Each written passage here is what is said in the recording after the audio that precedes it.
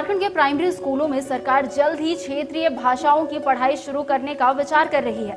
पिछले दिनों tribal advisory council की बैठक में राज्य की हेमंत सोरेन सरकार ने ये निर्णय लिया था। इस पर देखिए हमारी ये खास रिपोर्ट। झारखंड में हमेशा से स्कूलों में संवाद की कमी देखी जाती रही है। इस कारण से ग्रामीण इलाकों में स्कूलों में उपस्थिति कम देखी जाती है, पर अब स्कूली स्तर में भी क्षेत्रीय भाषाओं में पढ़ाने की सिफारिश की गई है। शिक्षक भी मानते हैं कि ऐसा हो जाने से बच्चों के पढ़ाई का स्तर सुधरेगा। हम इसे बहुत अच्छा मान रहे हैं। जनजातीय भाषा से लागू करने से बच्चे और ज़्यादा यहाँ रुचि लेंगे। और पहले तो विश्वविद्यालय स्तर पर था, कॉलेज स्तर पर था, लेकिन सरकार की इस कार्य को हम प्रशंसा करते हैं कि सरकार इस तरह के प्राइमरी स्टेज में ही बच्चों को जनजातीय भाषा, जो बहुत दिनों से ये प्रतीक्षारत था कि जनजातीय भाषाओं से प्राइमरी स्कूलों में भी पढ़ाया जाए, जिससे कि बच्चों में और ज़्यादा क्यूरियोसिटी हो और उन्हें इंटरेस्ट मिले कि जनजातीय भाषा से हमको पढ़ाया जाता है।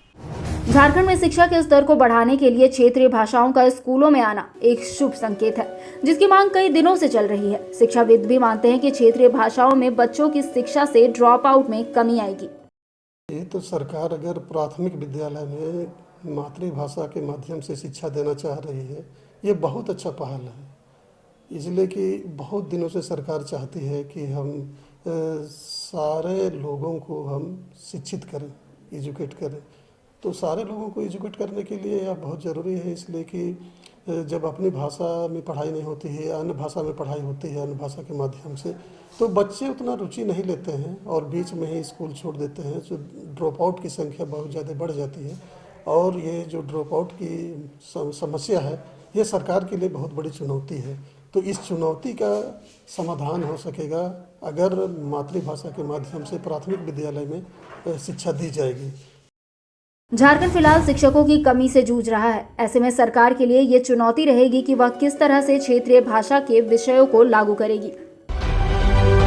समाचार प्लस, खबर वही जो हमने कही।